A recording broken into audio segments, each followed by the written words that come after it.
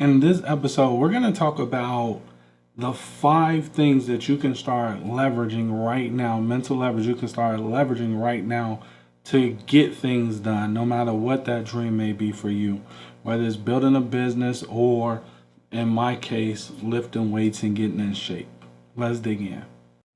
How's it going? Will here from FocusingGrit.com, and today I want to share with you 5 things that you honestly can start leveraging right now, because I can tell you, lifting weights and getting up at 5:30 in the morning, going to the gym, and going into the gym sore from the day before is it really is a mental game. Now, before we dig into the 5 things I have for you, I want to preface it by saying this. In everything, there are good things that we enjoy about things, and there's bad things that we don't really care for, but we have to do anyway. And that's kind of how I look at it.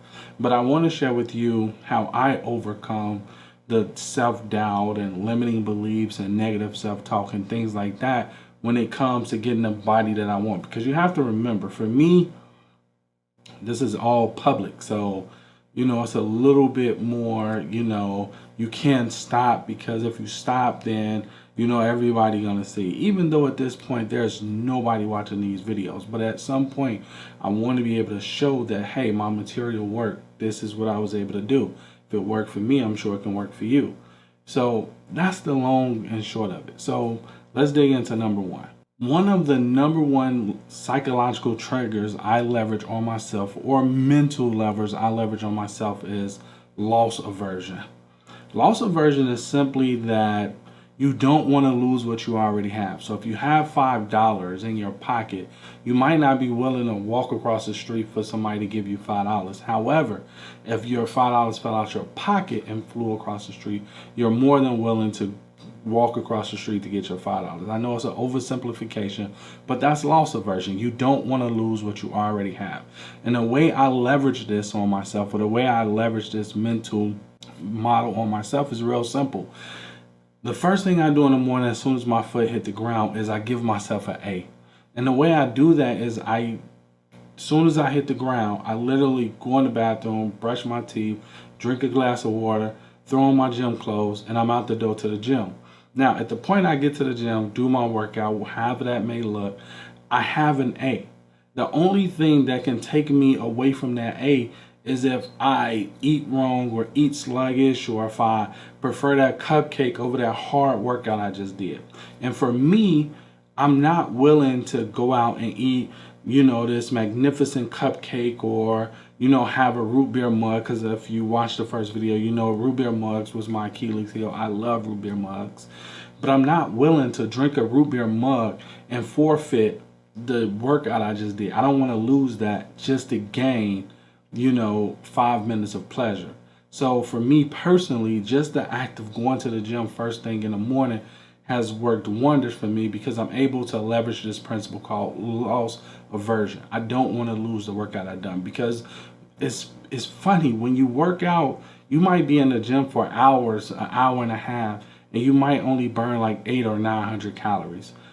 However, you can go pick up a Twinkie and maybe, a Snicker bar, and it'll put your calories over that 900 calories, which in essence is wiping out that workout. So loss aversion is something that if you're not leveraging, you definitely want to start leveraging it in your life, in your business, for whatever it is your goal is you're trying to do.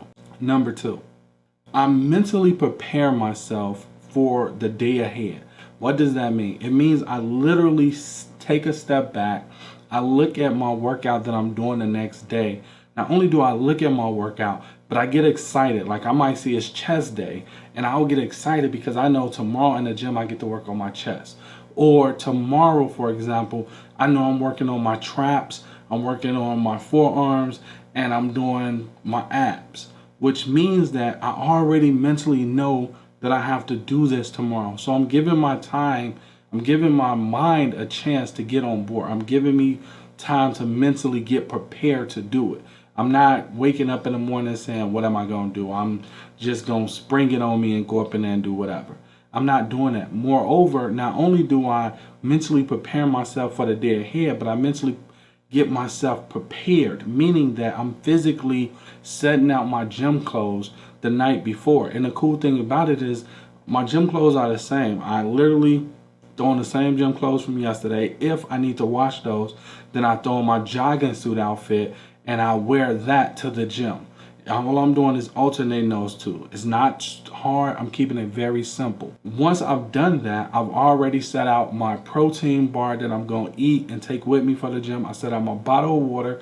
If I don't get a bottle of water out my trunk, I set out my bottle of water and I'm off to the races. My keys, everything literally is laid out. In the morning, I don't have to think about anything. All I have to do is just get up, allow my feet to hit the floor, drink my water, brush my teeth, and out the door. And I grab my protein bar as I'm going out the door. When I finish my gym workout, I've already laid out what I'm going to eat, meaning I know I'm eating a bowl of oatmeal with some granola over it with a tab of cinnamon on top of it.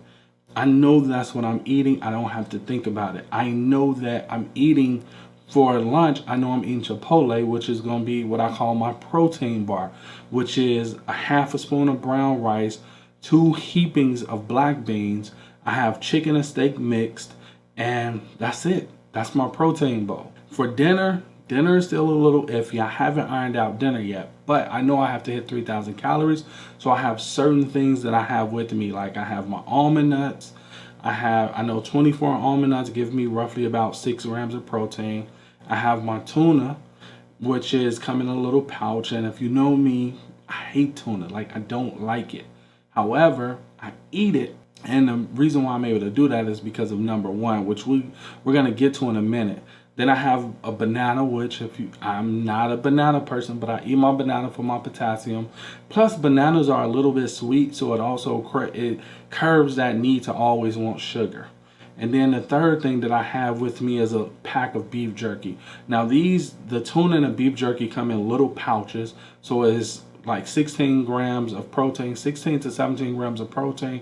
And on average, the tuna might be around maybe 100 calories, whereas the beef jerky is around 80 calories. And I can eat that as a snack when I get hungry. And I keep that stuff with me, so when I get hungry, instead of reaching for a piece of something sweet or a delicious treat, I reach for that instead.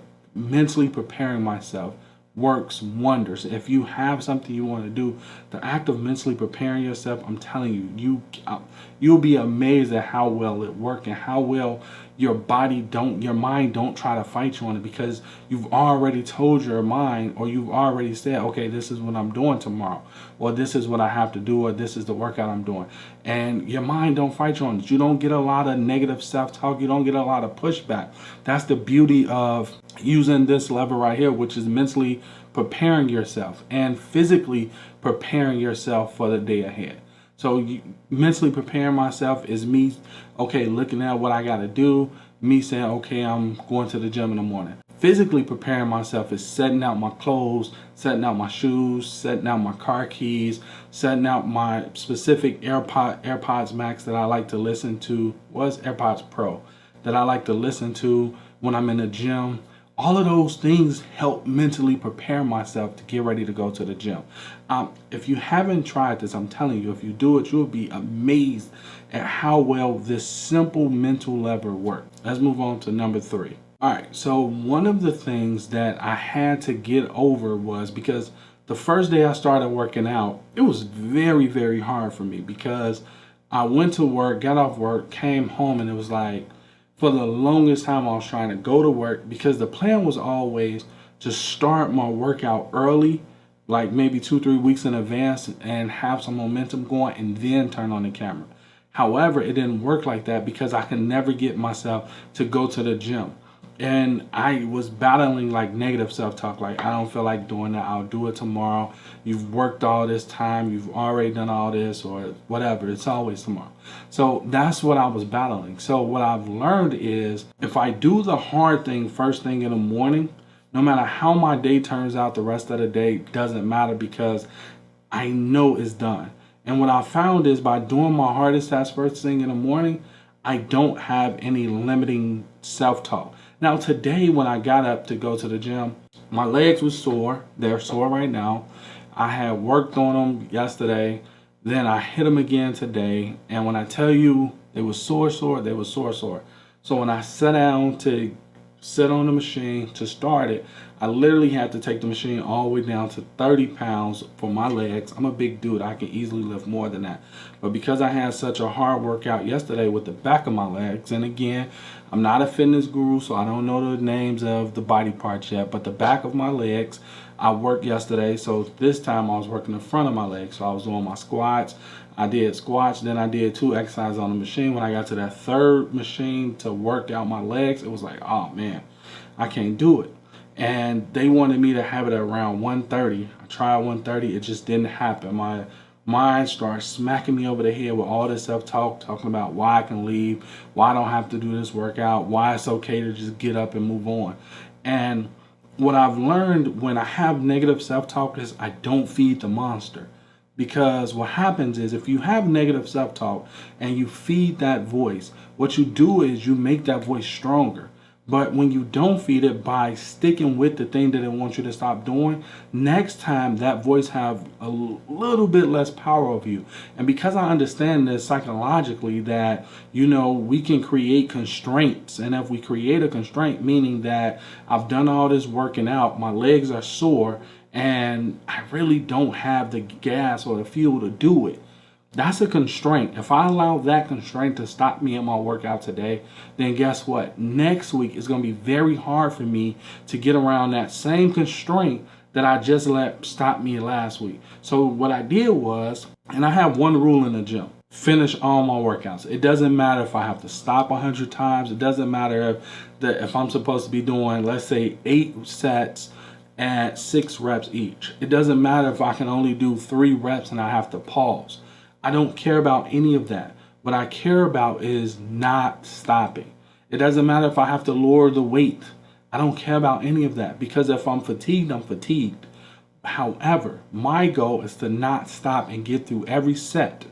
And I'm telling you, this right here, when you make up your mind that you're not going to stop, then it becomes really, really easy for you to say, okay, how can I get through this? How can I make this a little bit less? Like for me earlier today, I lowered the weights to 30.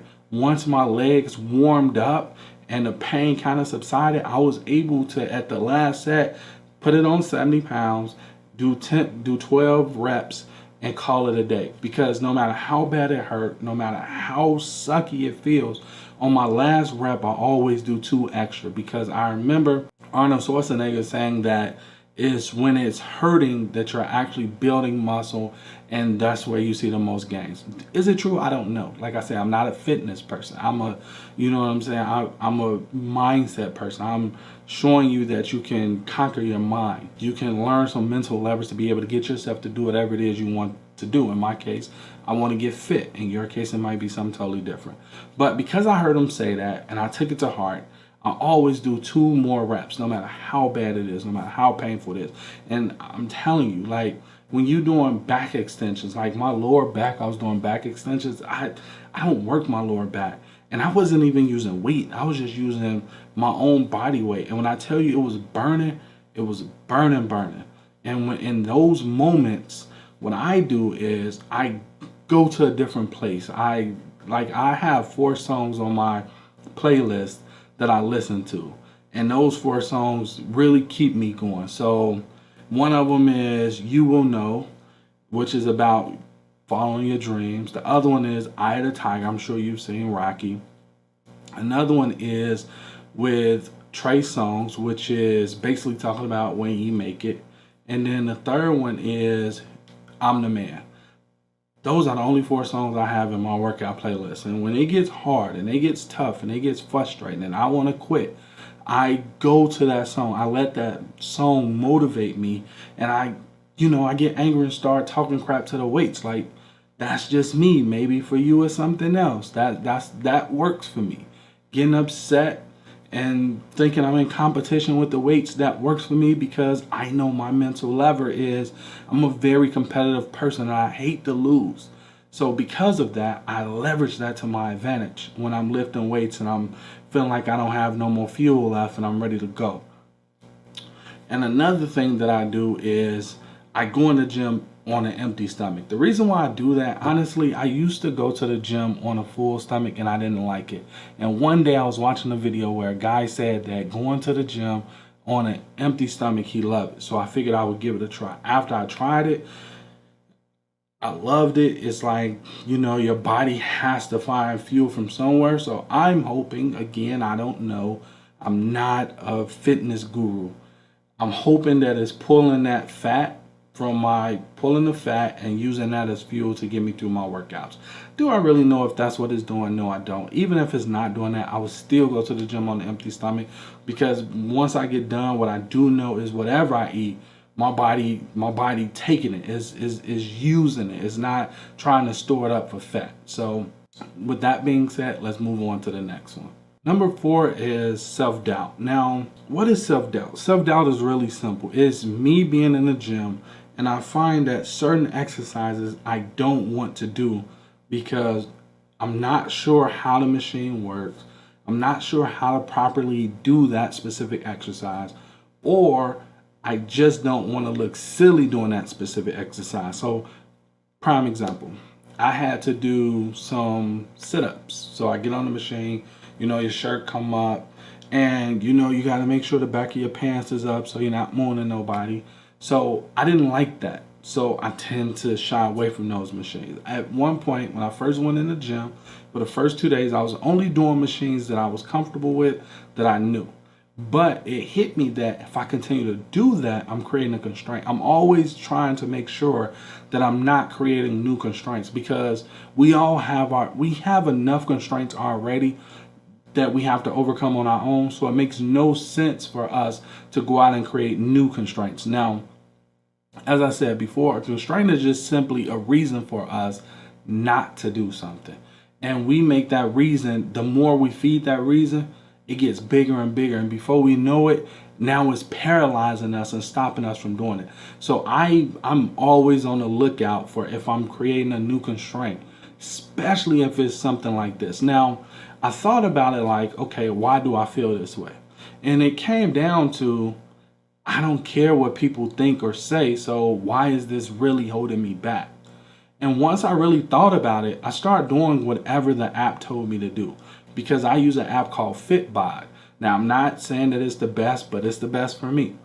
And what that app does is it shows me the different parts of my body that I've worked out, how fatigued they are, how tired they are. It shows me the parts of my body that's well rested that I can hit and don't have to worry about really too much messing with the ones that's sore. So that's why I like Fitbod. Actually, I love that app, Fitbod. And I've been through a few of them. So for me, when it was telling me to do certain things, I didn't want to do it, or I didn't want to walk around aimlessly looking for machines because I didn't know where they were. Today, honestly, that doesn't bother me anymore, because I realized that, that's just a part of the game. Like, we have to be willing to be uncomfortable to be comfortable later on. And if we willing to do something, like, first of all, if we committed to something, commitment don't say we committed as long as we're inside our comfort zone. Commitment is commitment, whether we in our comfort zone or out of our comfort zone. And for me, that thing with the gym, not understanding how weights work, not understanding proper form, not understanding how I'm looking, or getting on my, or laying down like the ladies lay down when they doing their cardio. Oh man, I'm telling you, that one right there mess with me for real. So I had to get around that. And the easiest way I was able to get around that is using the number one thing. And the number one thing is really simply this. I knew it wasn't going to be easy. If you go back to the original video, I honestly believe, because I knew going into this that it was going to be hard, it was going to be difficult, it is easier for me to get through the hard workouts. Like right now, just raising this is like tight, it's hurt. So it was easy for me to get through the harder workouts, because I didn't sell myself on a dream. I didn't say, well, I understand positive thinking, and positive thinking, I believe everybody should practice positive thinking. However, I also believe while we're practicing positive thinking, we should be ready for whatever comes our way. And for me, that was the main thing I wanted to drill into day one, which was getting rid of my sweets, giving up my root beer, giving up all that stuff isn't easy. And don't get me wrong, right now, I honestly haven't had a craving for that stuff only because I haven't allowed myself to not have a healthy choice right here by my side. When I didn't have healthy choices, it was easy for me to get super hungry and then just go get whatever I see. Pull into a well, I ain't pulling into no McDonald's, but I would pull into any other restaurant outside of McDonald's to get me something to eat because I'm hungry at this point. I don't waited too long. These days, I understand that the best way to lose weight, in my personal opinion, or the best way to get a handle on sweets or whatever your guilty pleasure is that you enjoy eating, is make sure you have some healthy choices with you. Like, for example, I have almonds when I just want to eat on something, and I don't like almonds. Like, I really don't like almonds, but because I look at it as I'm feeding my body so I can be prepared to work out tomorrow, it makes it so much easier for me to eat those things. So a lot of new things that I'm trying that I never would have tried before I started working out. And the reason for that is because I went into this with the understanding that, hey, I'm committed and I know this isn't easy. And because I know it's not easy, I got to be ready to do the hard things. That's the reason why I was able to say, okay, I got a thing that I tell myself when I'm in the gym and something is hard, I go into that music, but my trigger is, well, I knew this wasn't going to be easy when I committed to it. So let's get after it. And then that puts me in the right mindset and that gets me going. Like, I don't sit there and try to fight the negative beliefs. I don't sit there and try to fight the limiting beliefs of why I should stop or things like that, because that's a losing battle. As soon as I give my attention to it, then it hooked me. And as soon as I start arguing back and forth with myself on that thought, it has my attention. So when I have those limiting beliefs and things like that pop up, I don't give it any of my attention. My go-to answer is, I knew this wasn't going to be easy when I committed to it, so let's go. That's my go-to answer. It's not, I'm sure your go-to answer or your go-to phrase might be something else, but for me, I find like it's fitting because working out is difficult, especially when you've worked out the day before and you're super sore, and then you got to go back in the gym tomorrow and you can barely walk. Like, that's where I'm at right now. So it's difficult. And then, oh man, we don't even get on trying to make sure I'm eating enough protein. I have not been successfully able to hit my protein or hit my macros. And to say it's frustrating is an understatement. However, again, I knew it wasn't going to be easy. So I have to keep working at it until I figure out what works best for me. And it's very hard getting enough protein without taking a protein shake. I honestly don't want to do protein shakes not because of taste or anything like that, but because when I was doing protein shakes, I would drink them, and while it's true I didn't get sore, the problem is I take 2 bites of something and I feel super full. I didn't like walking around feeling stuffed. I didn't like that. So I don't want to do protein shakes, period. Now, if I could do a meal replacement that got some protein in it, that gives me the protein I need, great. I would definitely do a meal replacement. But as far as taking protein shakes specifically for muscle recovery and things like that, I don't want to do that. So I'm still working out that, and let's be clear, I'm not missing my macros. I'm not missing my macros by much. Like, I might miss my macros, like my carbs, I might be over, like I might have like -13. My calories, I might be over like -40, -50. My fats, I might be over like -10, -8. My protein, I might be under by anywhere from, but I would say 22. The highest I think was 22, and the lowest I missed it by was like 12. Now I know that I can just grab a protein bar and that would give me 20 grams of protein. So as you can see, I'm learning as I go. And I got 2 extra ones for you. So the first bonus I have for you is another psychology trigger that I use is instant gratification. How do I use instant gratification? Well, it's really simple. I have this Apple Watch on and I enjoy closing all my rings out. My rings are set up for 750 calories. It's set up for a 20-minute workout, and it's set up for standing up 12 times. So stand up 1 make sure you stand up at least once every hour on the hour. All right, 12 times. So 12 stands, and one stand counts for 1 hour. All right. So when I close out that ring every day, I mean, it's a sense of accomplishment. No, I can't take off my shirt and see where I lost weight, but if my watch is any indication of how I'm doing, then I'm on the right track. Like, I'm going to the gym, I'm putting in the work.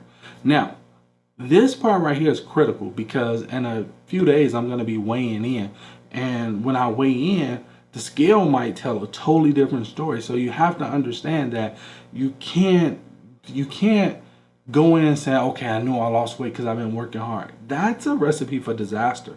Because while I have been working hard, only thing the scale do every week is let me know how I'm doing. It's letting me know if I need to adjust what I'm doing, or if I'm on the right track.